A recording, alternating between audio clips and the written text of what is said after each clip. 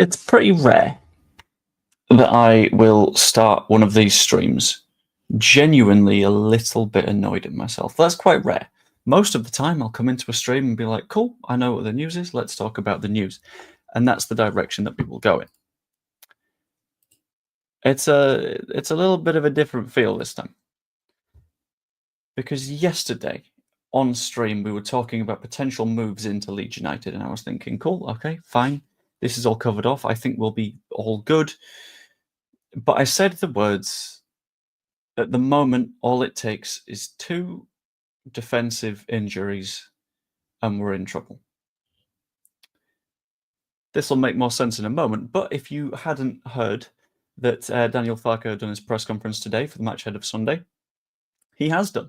And he had a little something to say about Pascal Struijk. Now, based on the sentences I've just put together, you might have some idea of what direction this is going in. Because, and I quote, Pascal Struijk felt something in his hamstring, and that means that he's going to be out for at least 3 weeks. Yes, the big sexy pirate man.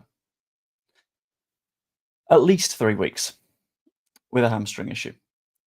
However, there is a little bit of potential for the problem to be even worse than we thought it was. Because in addition to it being a potential issue with the muscle, which is the current belief of what it's going to be, it could be a problem with the tendon. Now, the reason it's quite hard to work out what's going on is because when you're doing scans, you're scanning for like the firmer tissue and if there is stuff there. There is stuff there, no matter what, because, I mean, it's a tendon. But it's the sort of stuff that they're looking for and the shapes and structures and seeing if there's any damage. Now, problem is, we got to wait for the fluid to settle within his hamstring to work out whether it's an issue with the tendon or it's an issue with the hamstring. The difference being, if it's an issue just with the hamstring, brilliant, 3 weeks out. That's still not good, to be completely clear with you. That's still bad, because I think Pascal Struijk, for me, has been our best centre-back this season so far. Joe Rodon's been good, had a bit of a slow start, but you saw what happens when we take Pascal Struijk out recently, and now here we are. But if it's an issue with the tendon, that goes from 3 weeks to 3 months. I'm going to have a very quick look at the season and what we can expect to happen. So Leeds United fixtures. Because let's have a quick look. We'll call it exactly 3 months. So we'll say to the 17th of April, which would leave us with 4 matches left of the season. If it is the tendon rather than the hamstring, and it is the more serious version of what this problem could be, that's Pascal Struijk gone for 16 of our remaining 20 matches in the Championship. And we know that getting back from an injury like that isn't fast either. So we'd need to spend a little bit of time doing training, getting back up to speed, doing a bit of...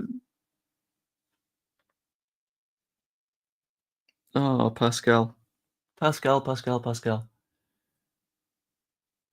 So this means that it's a lot easier to predict what the lineup is going to be this weekend. Just to be completely clear on this, I don't. Again, why are we immediately assuming that this is going to be he's going to give excuses? No, one of his best players this season is out. It's going to happen, unless you want to look at Manchester City and say they lost Rodri, but there's no excuse. Come on, like player quality matters. But it becomes a lot easier to predict the lineup, so I'm going to give it a shot now. I will admit I only saw the first half of the presser because I had to go and deal with some stuff partway through. But I'm going to go with... In fact, what I'm going to do is I'm going to say I'm not going to tell you what my predicted lineup is right now. What I'm going to do is I'm going to tell you my predicted lineup tomorrow at 8 PM when I'm on Only Leeds Bros. Haha! A little bit of cross promotion, cross companionship, making sure that everyone is doing quite well. And what I'm going to do is I'm going to redirect to that stream as well. And once I've done so, if you guys could do me a colossal favor, and at the end of the stream, go and like it, that'd be good. Did you ever open that envelope you sealed on a previous live? I did it on a video rather than a stream. which I just thought was a little bit better. If you're only just telling me here. I mean, to be fair, I'm not until tomorrow when I'm slightly working at the same time, but it won't be a problem. It's fine. It's only that match. I'll go with you. I'll go you two. And what's your name? That's your name. Yeah. And I'm going to be an optimist. I'm going to be an optimist with this.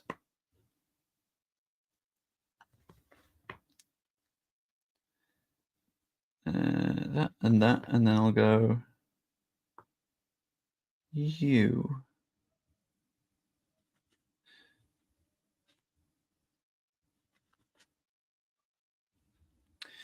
And then we know that Piru is back fit. That is good.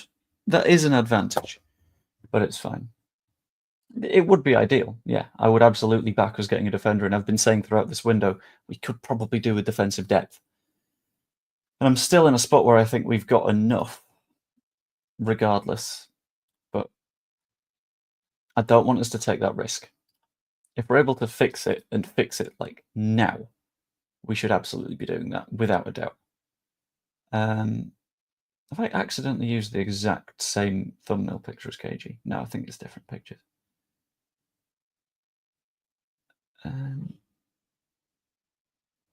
Got confused by something there. Right, I will redirect to only Leeds Bros after this, and then if everyone goes over and likes it, I want to see their likes very, very high before they've even started the stream. That's the goal, to get everyone just hopped up. But this is where it is. My hand is covering my predicted lineup, so I'm not going to give you any spoilers, but it's ready. Thoughts on the news? I think it's bad. Quite obviously, I think it's bad. It's very bad. It's not good for us. Let's bring up a cheeky bit of FBref and have a look at the minutes that various players have played for us this season. So Rodon has played a little bit more than Struijk. Struijk's had a knock already this season. But at the same time, Struijk is just the better player at the moment for me. And I don't want to have to rely on Ampadu dropping in, because we've seen that when Pascal Struijk is playing, we do way better. Significantly better. And it makes me feel really happy and confident. And now he's not there anymore. And it's spooky.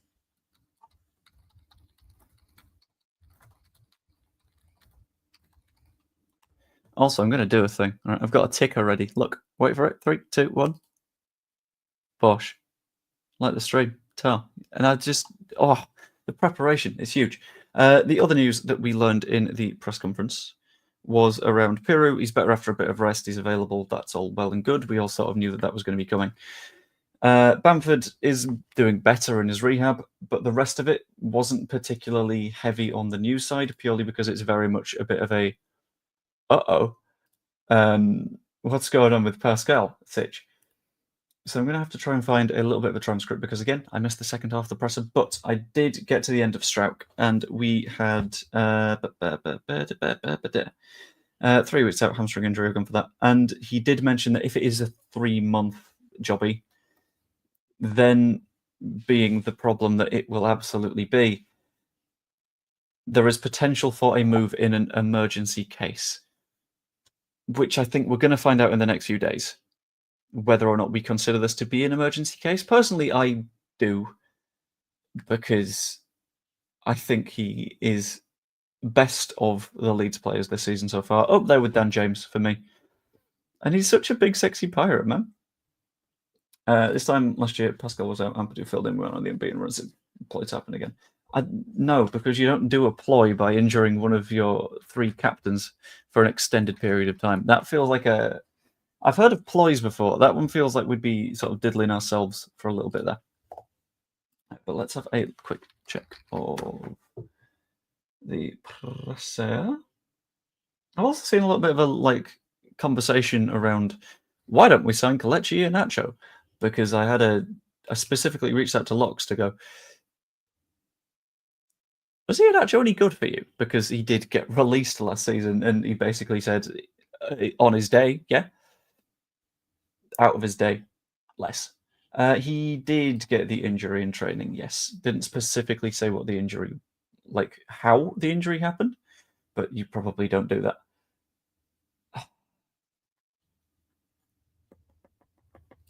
Right, I'm going to check the official Leeds United website's statement on it.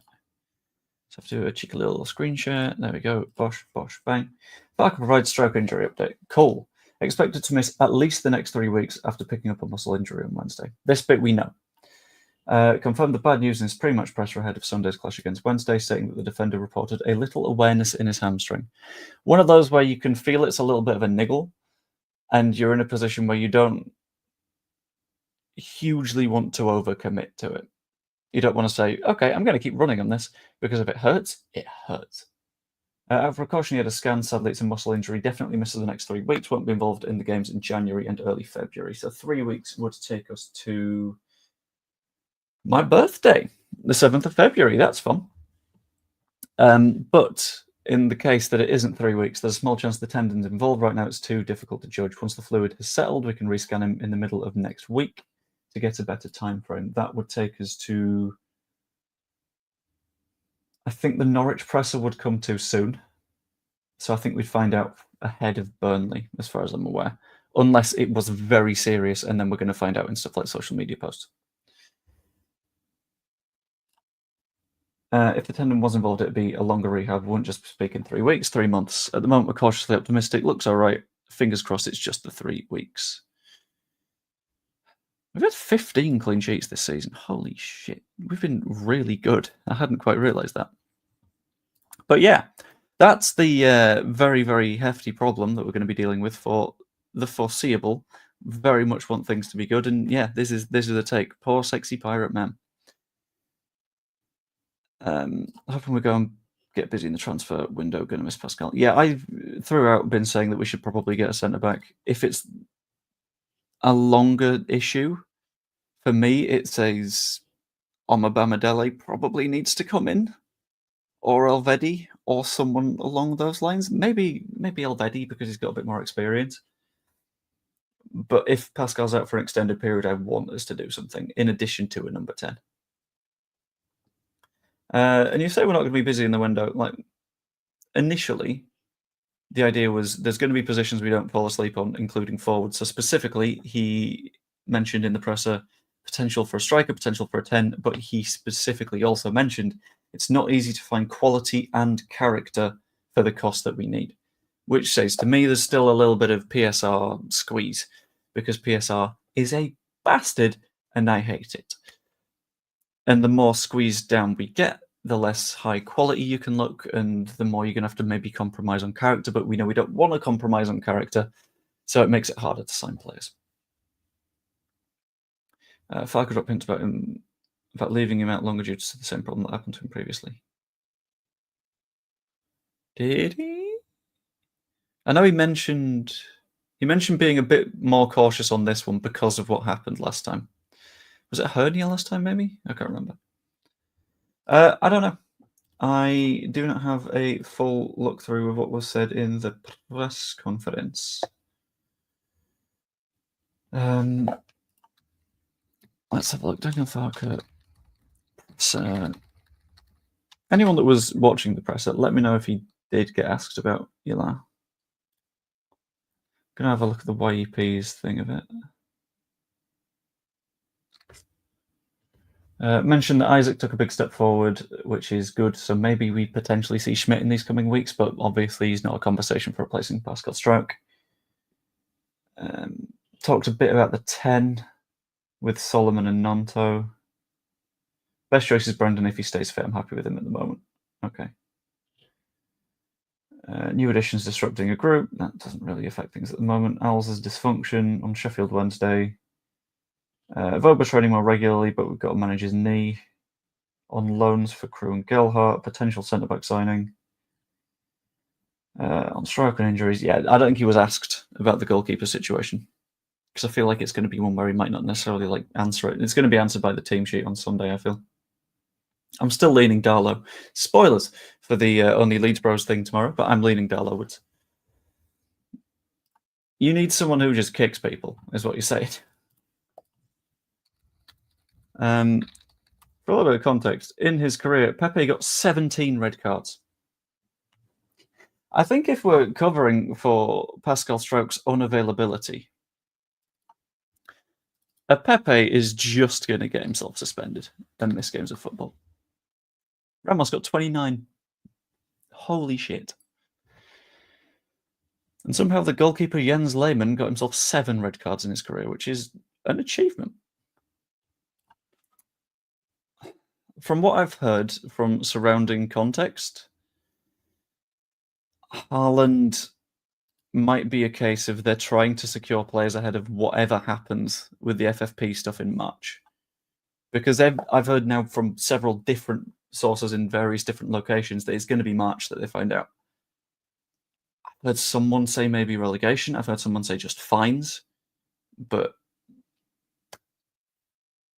I understand it from both perspectives because he's going to be on mad money. Bonkers. It's annoying, but I understand it. It'd just be better if they clamped down in terms of punishment so people can just break it and it'll be fine. It's not breaking the rules. It's weird. You can have contracts as long as you want, but for amortizing things like transfer fees, you can only use the first 5 years of that. So the 9.5-year contract is valid, and they don't need to amortize anything anyway because they've already amortized all of Haaland's stuff. You didn't get asked about the keeper. Okay, that is very interesting. I think Dala did pretty well against Harrogate, so I mean, there's at least discussion to be had around him starting. I think he will. I think that's the safer option. In the same way that I still think we're going to get a 10. And I think we're now going to get defensive reinforcements depending on what this injury looks like. But he did also mention that even if it's 3 weeks, it might be an idea to bring someone in.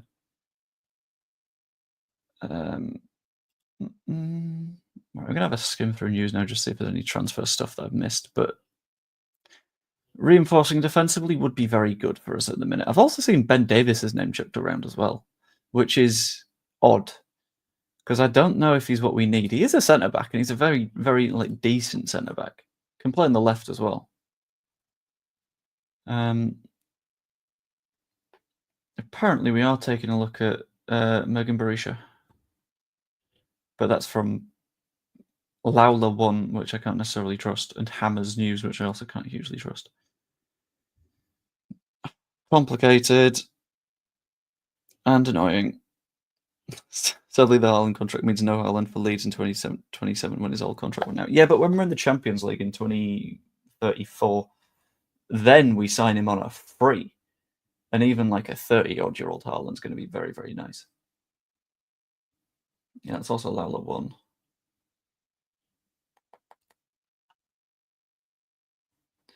How's City getting an 80-point deduction will all come out in March? So does that mean whoever finishes third bottom doesn't get relegated? The YEP website is very loud and very annoying. That would be the case. It would still be 3 down, 3 up. So it'd be, yeah. I mean, you say that.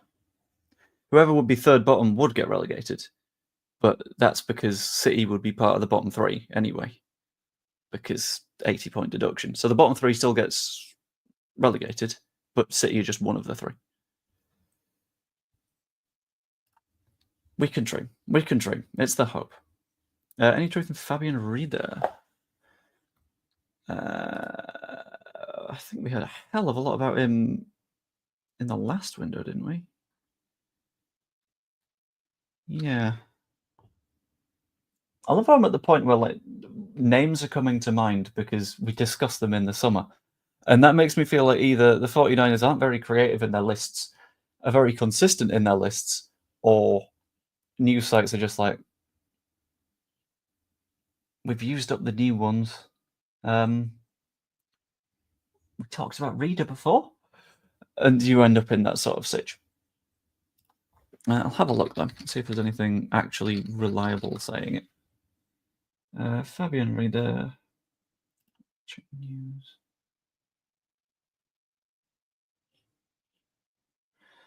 I severely doubt it, is what I'd say. He's currently playing at Stuttgart. He's not getting that many minutes. But for Fabian Rieder to come, he would need to have his loan to Stuttgart cancelled, and then Rennes would need to move Rieder onto here. So it's a spot where, like, Rennes don't particularly want him. And, I mean, fair enough. He's not been in a matchday squad since the 21st of December, but am I right in thinking that that's the winter break? No, there's been 2 matches since then, which is weird. So he's not been in the squad since they came back from the winter break. Fascinating. He has played a lot of matches in the Bundesliga, though. 15 matches played. Stuttgart have played 17. So he's missed 2 games of football, so I'd severely doubt it. The attacking midfielder from Lausanne, that being Alvin Sanchez, is meant to be a proper link according to Ben Jacobs last night on Jer's stream. I didn't get around to watching that, but I'm going to because it's Jer. Jer's stuff is fantastic. I can see it being a legitimate link. I can't see it being a legitimate link that we follow up right now because every single statement that we've seen says it's not going to be a move for right now. I need to zoom that out a touch. Or I need to mess with the framing a bit. There we go. I wasn't quite like top half, so it was a little bit not good. Yeah, I can see that actually being a proper link. I would like it to be a proper link because he's a very, very promising footballer, but it's more, for me, a question of when. If we go up, I'm convinced he comes to us. If we don't go up, it gets hard to do because I feel like he's going to end up in the Premier League because he's far too good for the Championship.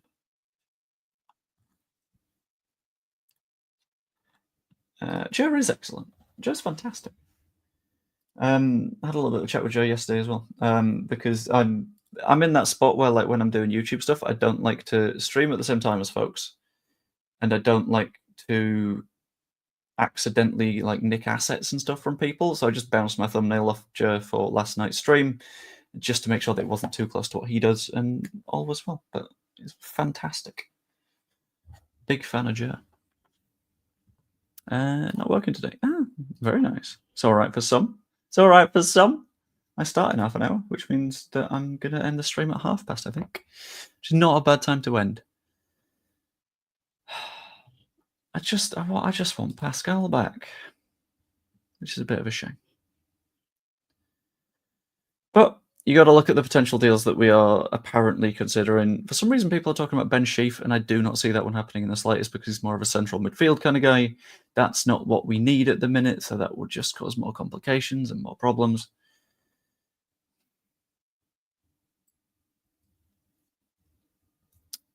It's interesting.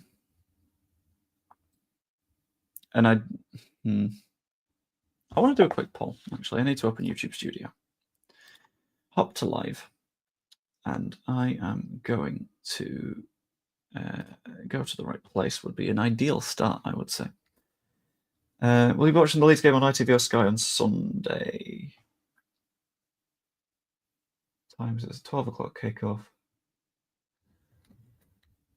Doing Saint-Étienne versus Nantes. Neither, because I will probably be watching it on DAZN because I'm working anyway. So if I just mess with my settings, then I can just watch it on my own platform where it's nice and calm and cozy. You guys can't because you're not in Japan, but I can tell the systems that I am in Japan, and then it works fine. If I was picking one of the two, I'd go ITV just for sort of like the luxury factor. It's a little bit new and different. If Leeds don't buy now, are they more free to make big signings in the Premier League next season? This is where it's complicated because there's a new version of PSR that is implemented from next season. I don't know if it's still using a rolling period. This is the thing, it's on both, so you've got a choice. But on this, it's changing a bit, so you get to spend, I think, 85% of your revenue on wages, staff wages, and transfers. The complication there is if it's a 3-year rolling period, then yes, what we spend now will affect that. If no, what we spend now will not affect that in the slightest. Can't do with government or Hinchcliffe. I mean, that's fair enough. I get that. No comment, because that would be a spoiler for tomorrow on Only Leeds Bros. Ha ha ha. Just right through that. Pascal Struijk. Quick reminder for anyone that's just joined. Pascal Struijk has a 3-week injury at least. He had a little bit of an issue with his hamstring, had it scanned as a precaution, and then after the scan, they realized that it might be also a thing with the tendon. If it is a thing with the tendon, that injury goes from a 3-week injury, which will keep him out until very early February, to a 3-month injury, in which case he would be available for about 4 matches at the end of the season, which is effectively a season ender at that point. Which sucks. I do. I was, in fact, it was 2009, wasn't it? I was 11 when Jermaine Beckford scored a fucking great goal at the scum shithole at the scum shithole. If that bit of words gets me demonetized, Carl, I'm mad at you. Just complete transparency, I'm miffed.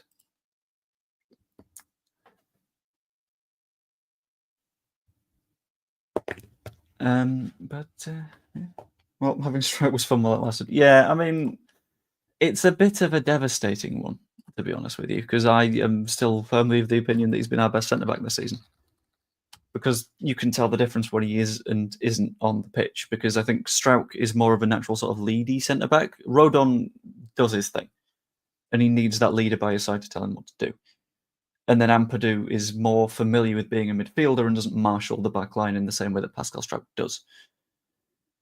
And I think we're going to miss that marshalling a little bit throughout the second half of the season, but piss and balls. In fact, I'm going to search Leeds on who scored. I'm going to see how Struijk rates, because if he's low at all, then it's bollocks. Yeah, it's got Struijk as our 3rd best player, behind Georgie, who left, and Firpo, who has been injured for a chunk of the season. Firpo's back. That's nice. Firpo was back for the Harrogate match, likely remaining so, which is good.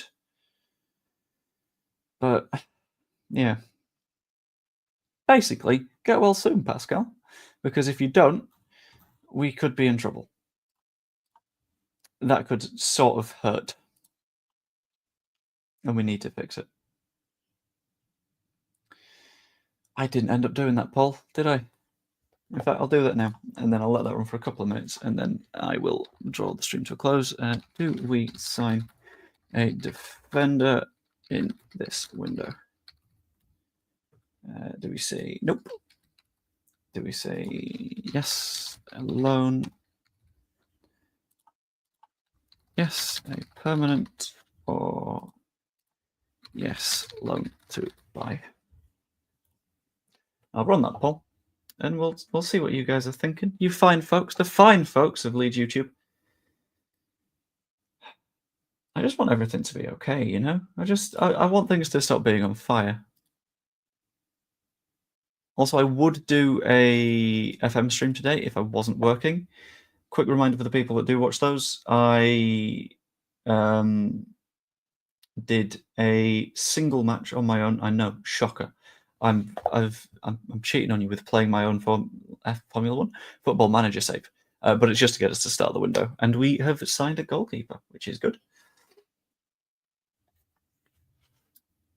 Do you think he plays Big G at centre back on Sunday? I don't think so.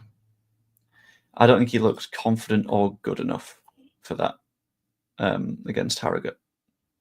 I think maybe at a push, but when you got Ampadu available and you got Rothwell available and you got Tanaka available, you play that reliable midfield. And even if you want someone more defensive in the midfield, you got Gruev back, which is fine. Rigged. What do you mean rigged? It's a game that I've only played like on stream until now. I think you can let me have this one. 16 votes in. We seem fairly confident in signing a defender. If it's the right player, then loan to buy, definitely. Yeah, that's what I'm thinking. I'd like an option to buy rather than an obligation because we don't want to get Augustin again, because that was bad.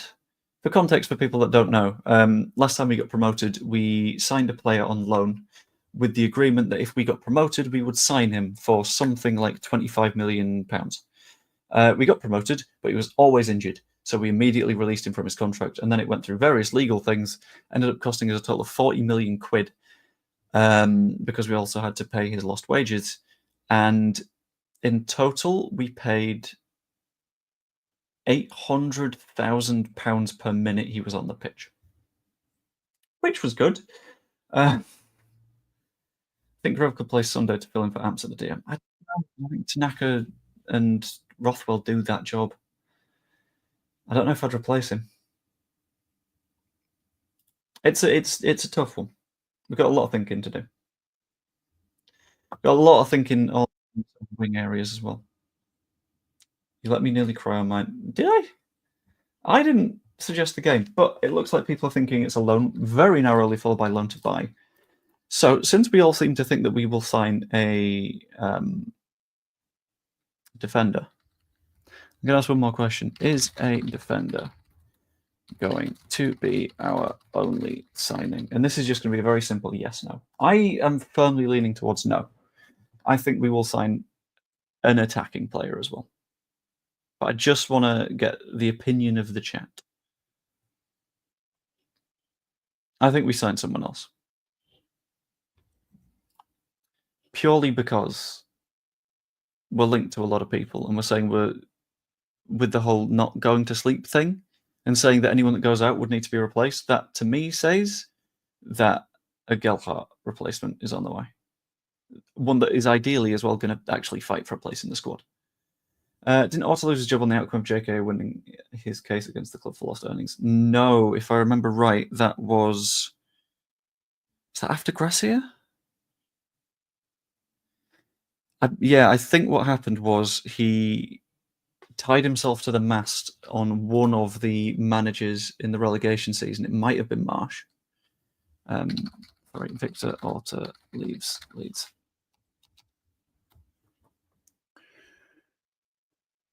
What date was this? 2nd of May 2023.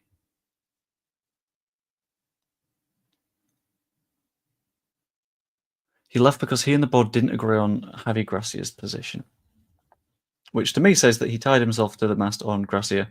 Gracia lost his job, and here we are.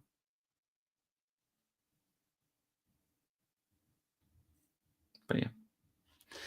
In any case, to summarise, Leeds United have lost Pascal Struijk for at least 3 weeks, potentially 3 months if things go the way that we don't want them to go.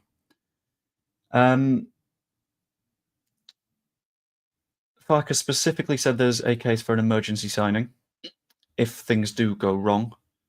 He also mentioned potential signings of a striker and a 10. So I think we're going to sign someone. I hope a defender. And the chat also believes we will sign somebody because 53% of you think a defender is not going to be our only signing. But what I'm going to do is I'm going to end the stream there because I need to get ready for work. Yeah, if you've not yet, I'd hugely appreciate you popping a like on the stream. That is always absolutely massively appreciated. Stick around for a minute if you can, just because once I've ended the stream, I'm going to redirect over to the only Leeds Bros stream that is happening tomorrow evening. If you are able to hop over there, pop a like on it. I would really like to see the surprise on their faces when their stream has a daft amount of likes. So again, like, subscribe, comment. You could even be a channel member. And I will see you later, specifically over on their stream page. Toodaloo.